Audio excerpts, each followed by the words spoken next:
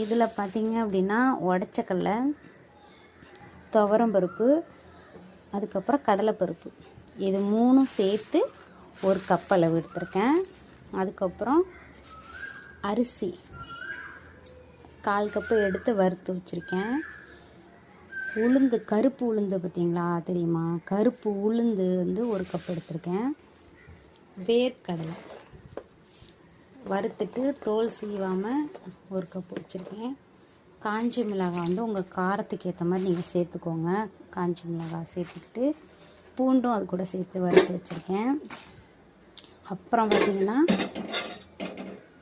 உப்பு தேவையான அளவு, கருவேப்பிலை வந்து நல்லா காய வச்சு வறுத்து அதை அப்படியே சும்மா பொடி பண்ணி வச்சுருக்கேன். பறந்துகிட்டே இருந்தது, அதனால் அப்படி பொடி பண்ணி வச்சுருக்கேன்.